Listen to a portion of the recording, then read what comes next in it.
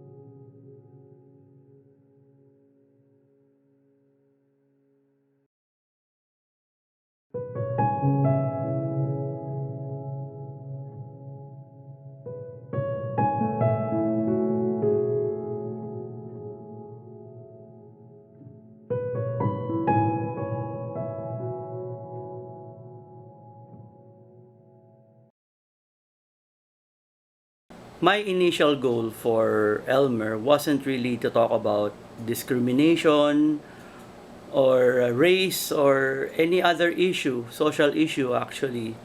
I just, wanted to create a story where I speculated what it would be like for chickens to be able to think like human beings. Many years ago, when I first started thinking about Elmer, I lived in an apartment where there were lots of chickens outside grazing. Once in a while, the entire herd will be walking in front of the house, and they will be there just looking for food. When I would go out, they would cluck angrily, and I would think, why are you so angry? What are you saying? So that vision of chickens being really angry is really the trigger for me to started speculating what would happen if they started to become intelligent. The very big first challenge for me was starting it. I thought of the idea of Elmer for a very long time. A year, maybe more, just trying to think of the proper way of starting it, the proper way of beginning the graphic novel with page 1, what would be in there. It's very important to me how to develop the concept. That's the very first big challenge. The next challenge really is just hunkering down on my drawing table and just drawing it, because once I started to get a feel for the concept and a feel for the story, it became really easy coming up with ideas and the script. It was really very easy. It's very quick. Once I finished the script, the hard part of actually drawing it dawned on me. So it took me a couple of years to finish actually drawing it.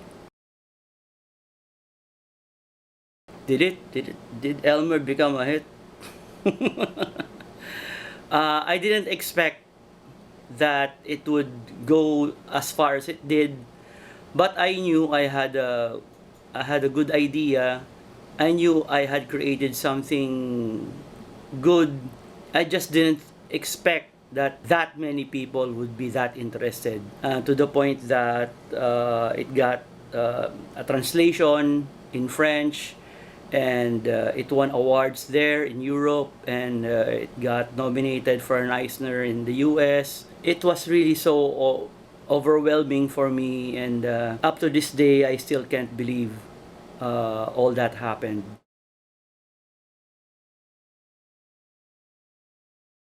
Well, those watching this video right now can go to YouTube and watch my 600 other videos.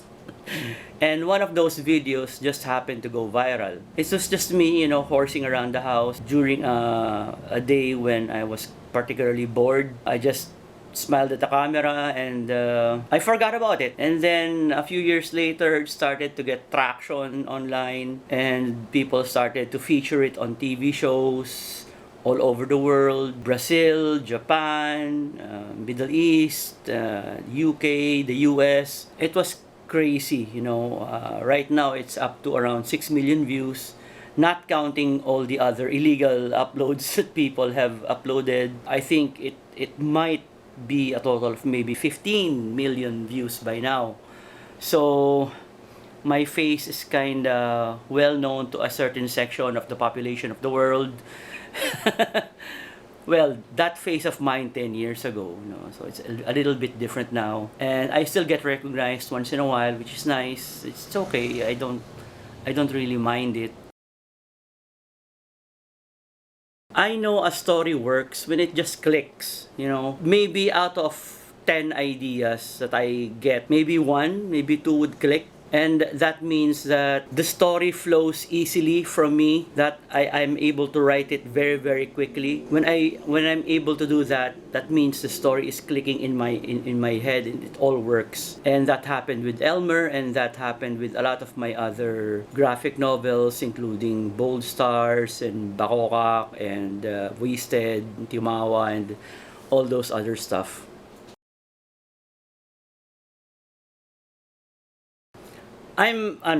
Really very glad that Singaporeans will be able to read Elmer, especially because their favorite dish is Hainanese chicken, and so is mine. Just to let you know, I really like Hainanese chicken.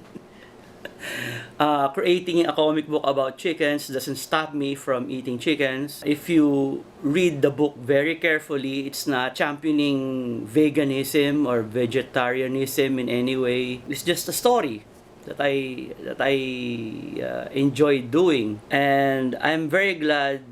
I'm very happy that I will be able to share this story with more people than it has already reached.